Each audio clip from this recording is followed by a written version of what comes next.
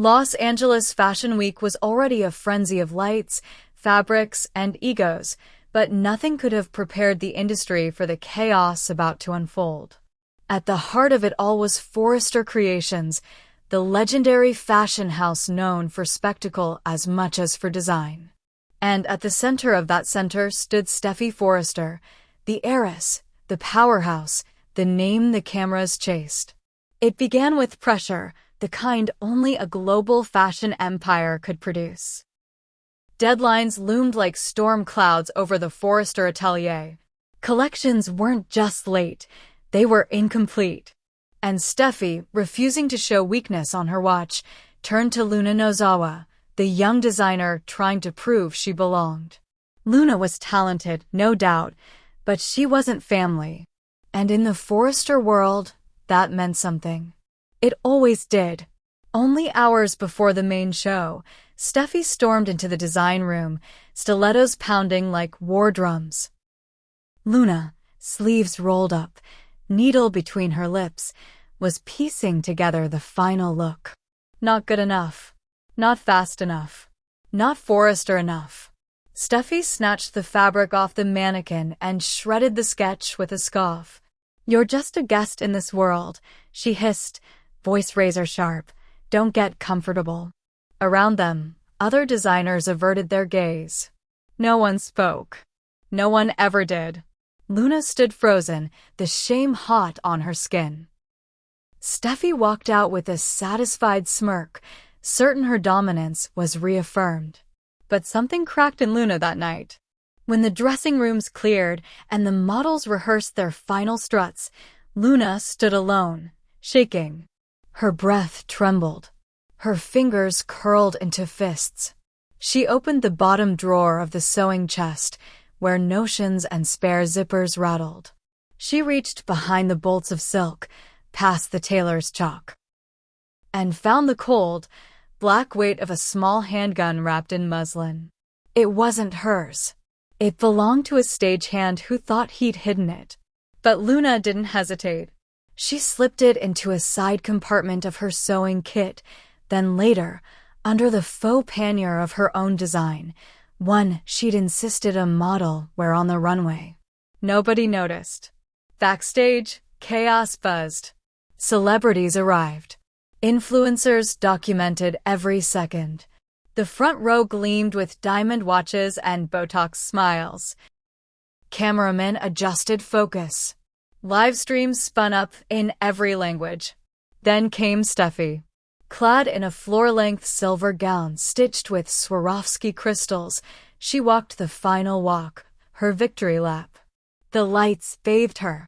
The crowd cheered. And as she reached center stage to deliver the house's traditional thank you, she raised her hand to wave. That's when Luna stepped out. She moved like a shadow from behind the curtain, calm, elegant, holding the skirt of her avant-garde piece. She moved slowly, deliberately, stopping just 6 feet behind Steffi. Nobody saw it at first. Not until the gun left the folds of fabric and glinted under the spotlights. One shot. A deafening pop echoed through the room. Then screams. Steffi staggered as crimson bloomed across her midsection, seeping through the silver silk in a jagged, surreal pattern. Her knees buckled. Her hand reached out, but there was nothing to grab. She collapsed in a heap at the foot of the runway, one heel snapping on impact. Gasps turned into shrieks. Cell phones fell. Cameras zoomed in. Security rushed forward, but not before Luna turned toward the crowd, her face split in a grin so wild, so unhinged, it was burned into every live stream. Blood still dripped down the hem of Steffi's gown as the camera caught Luna being tackled, the weapon skittering across the floor. She didn't fight. She laughed. In that moment, the internet caught fire. Within minutes, the clip was everywhere. TikTok exploded. Instagram flooded. News alerts flashed globally. Fashion heiress shot at runway show.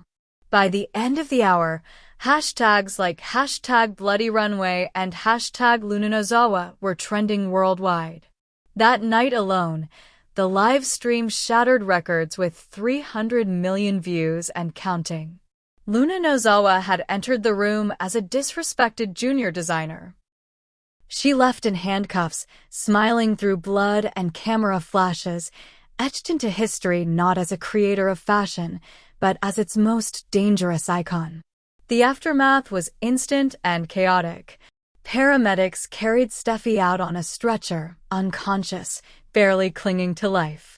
Ridge Forrester, her father, arrived in minutes, fury and fear etched into his face. The fashion house locked its doors. The show was over, but the headlines were just beginning. Media descended like vultures. They dissected every second of footage. They played Luna's smile on repeat, each frame more disturbing than the last. Pundits speculated motives. Was it jealousy? Rage? A breakdown? Some whispered about revenge for years of mistreatment, the invisible hierarchies of fashion finally tipping over. Others blamed mental illness, the unbearable pressure of the industry, or simply the hunger to be remembered. The Forrester family stayed silent for days. Statements were released through lawyers. Legal teams moved fast. Charges mounted. Attempted murder, weapons possession, premeditated assault. But even as prosecutors built their case, a counter-narrative formed online. Forums defended Luna. Fans created art of her infamous pose behind Steffi. TikTokers posted edits framing her as a modern-day anti-hero. Fashion itself seemed unsure. Was this tragedy or theater? Crime or commentary? Inside her holding cell, Luna refused to speak to anyone but her lawyer. But guards noted her demeanor. Calm, composed, smiling to herself. She didn't ask for bail. She didn't cry. She watched the news when allowed. She knew exactly what she had done. Steffi survived. Barely. Emergency surgery saved her life, but the bullet left more than scars. Her recovery was slow, excruciating. Photos emerged of her in a wheelchair, pale and drained, her once unshakable poise replaced with haunted silence. The empire she'd controlled so ruthlessly now ran without her. Internally, power shifted. Whispers of a board reorganization spread. Brooke Logan returned from retirement. Hope Logan stepped into creative leadership.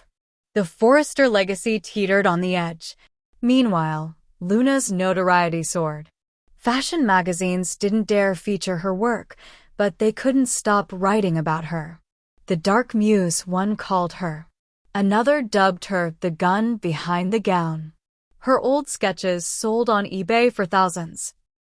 A true crime documentary began production within weeks, with exclusive jailhouse recordings of Luna murmuring design concepts into the darkness.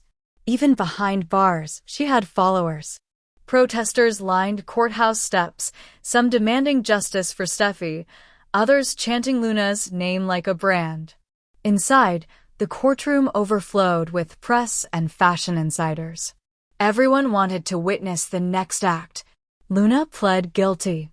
No trial. No theatrics. Just one sentence.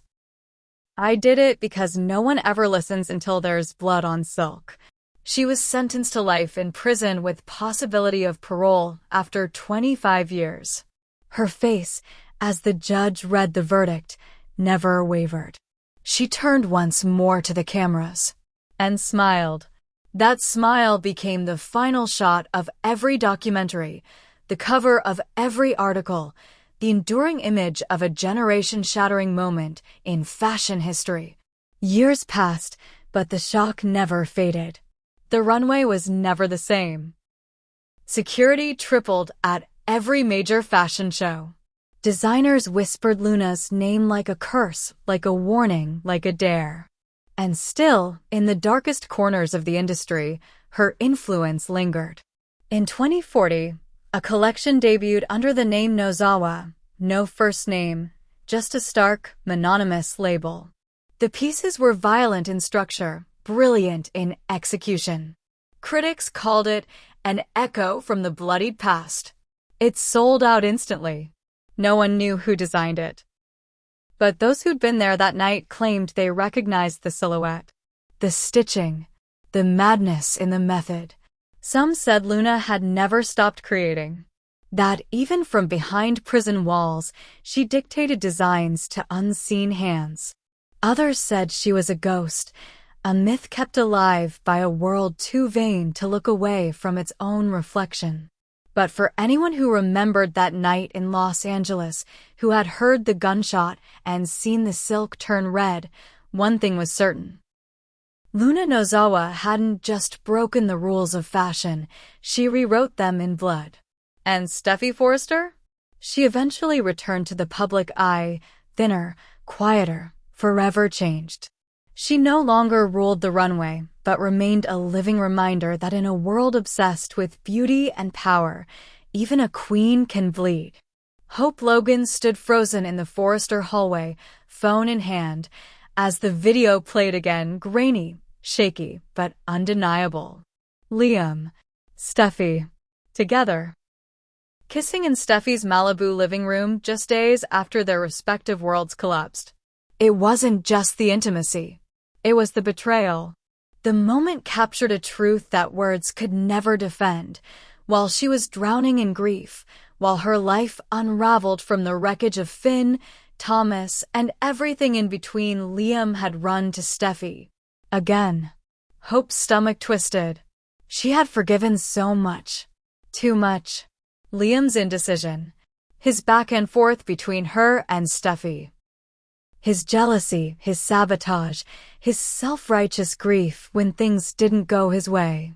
But this wasn't just another slip. It was a choice. One he didn't confess. One he tried to hide. And in that moment, something inside her closed for good. She didn't confront him.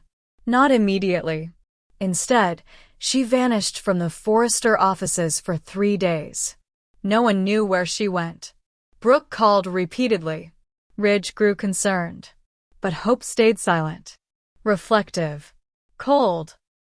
Her heart, once so full of forgiveness, finally went still. And then Carter Walton showed up. He wasn't looking for anything. Just dropping off contracts. But when he saw Hope sitting alone in the garden behind her house, eyes red, wine glass untouched beside her, he paused. He almost turned away. But then she looked up. "You knew, didn't you?" she asked. He didn't play dumb. "I suspected. I didn't want to believe it." "Liam always runs back to her," Hope said flatly. "He doesn't even know how not to." Carter sat. Quiet. Listening. "You've always been honest with me," she added.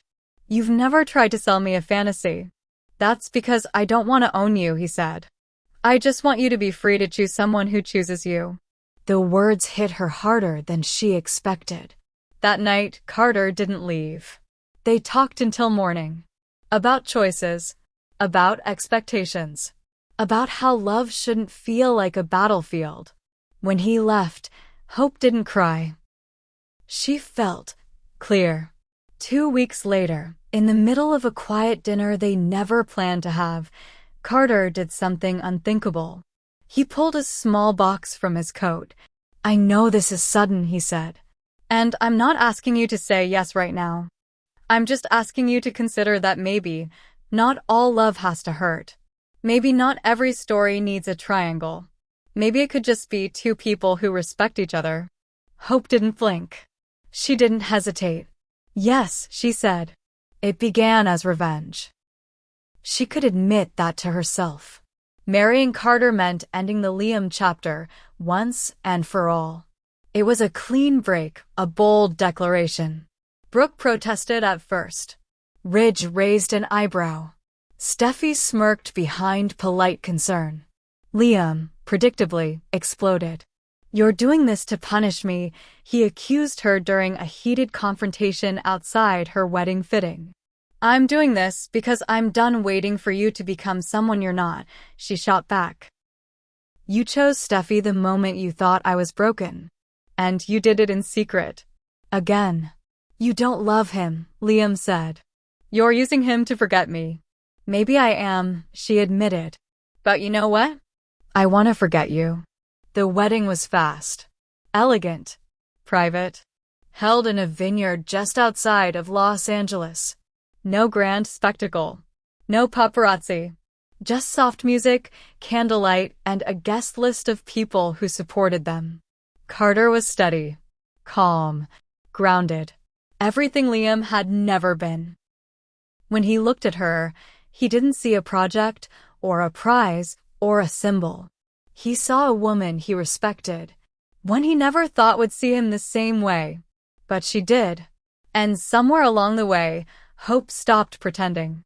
What began as retaliation shifted into something real. Carter listened. He stayed present.